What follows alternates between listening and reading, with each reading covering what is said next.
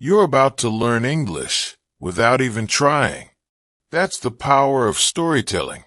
While you follow an exciting adventure, your brain picks up full phrases, grammar patterns, and real English used in context. You won't just understand the story. You'll start understanding how the language flows. If this sounds like your favorite way to learn, make sure to hit that subscribe button. Give this video a like and turn on the bell so you don't miss tomorrow's story. We post one every day, and each one helps you grow in English without boring lessons. Let's get into today's adventure. Sophia had never traveled alone before. The idea of it used to scare her. But something changed a few months back. She felt tired of waiting for friends to be available, waiting for the perfect plan, waiting for the right time. She finally decided there would never be a perfect time. So, she booked a trip to Barcelona. Alone. It was early spring when she arrived. The air was warm, but not too hot. The city was alive with color and noise. Everything felt new and strange. The streets twisted in unexpected ways. The buildings looked like candy castles, and the sidewalks were covered in tiny tiles that made patterns under her feet. She didn't understand all the street signs. She didn't know much Spanish, but she felt free. She stayed in a small guest house near a park. Her room had a tiny balcony and a view of the street. In the mornings, she could hear the sound of birds mixed with scooters passing by. Every day, she explored a different part of the city. She visited cathedrals, old neighborhoods, art museums, and quiet beaches. Her favorite thing was walking without a map, just walking and seeing what she could find. On her fourth day, she planned to visit a famous market on the other side of the city. It was known for its food stands and bright colors. She had seen pictures of it online, and she couldn't wait to try something new. That morning, she woke up early, packed her small bag with a water bottle, her phone, and a little notebook where she wrote about her trip. She looked up the bus route to the market and found one that would take her directly there. It seemed easy. At the bus stop, she stood under a shady tree and waited. She watched the people around her. A woman with a shopping cart, 2 kids kicking a ball, a man in a suit talking loudly on the phone. When the bus arrived, she got on, scanned her ticket, and sat near the window.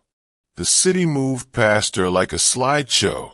Trees, cafes, bakeries, murals on walls, people walking their dogs. After about 10 minutes, something started to feel off.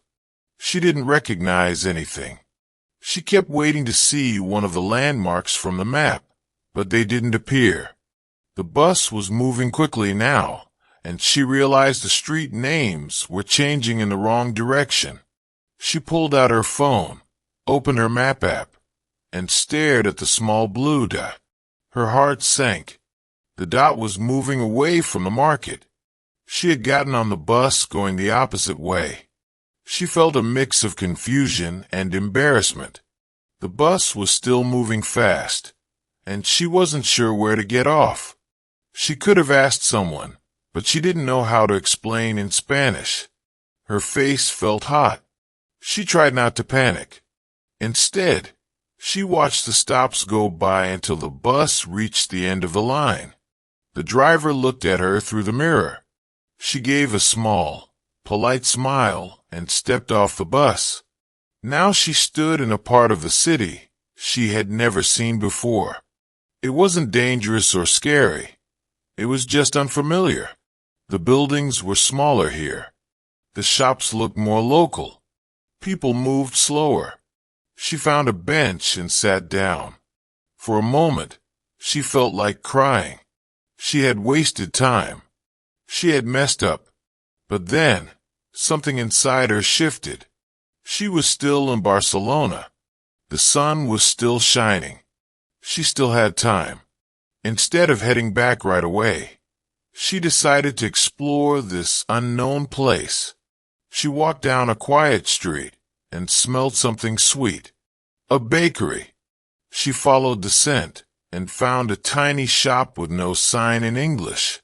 Inside, a man behind the counter smiled at her.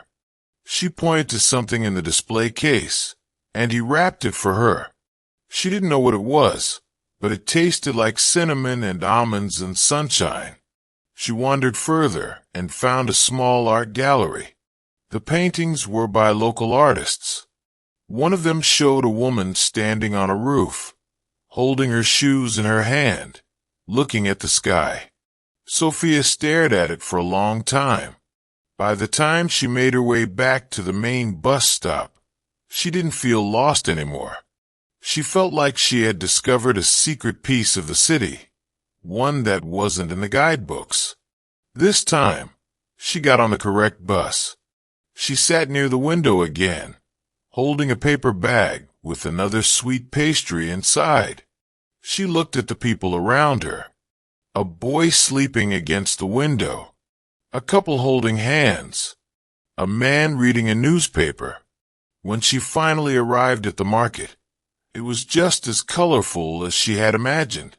There were fruits in every color, glasses of fresh juice, baskets of bread, seafood on ice, and rows of spices that smelled like every part of the world. She walked slowly through the stalls, tasting, smelling, watching. She didn't rush. She wasn't in a hurry anymore. Later that evening, back in her room, she sat on the balcony with her notebook. She didn't write about the market. She wrote about the wrong bus, about the quiet streets, about the bakery, about the painting, about getting lost and finding something better. Travel, she realized, wasn't about doing everything perfectly. It was about being open, being willing to get things wrong, being willing to find beauty in the unexpected. And maybe that was the most important thing she had learned, not just about travel, but about herself. Without even realizing it, you just learned a ton of English. You followed a real story, picked up full sentence patterns, useful expressions, and storytelling grammar. That's the magic of this method. You don't just memorize words. You feel how the language works in context. If this helped you, subscribe, like the video, and turn on the bell so you catch tomorrow's story too. Now it's your turn. Leave a comment and tell us, have you ever gotten lost while traveling? Or made a mistake that led to something better? We love reading your stories. See you in the next one.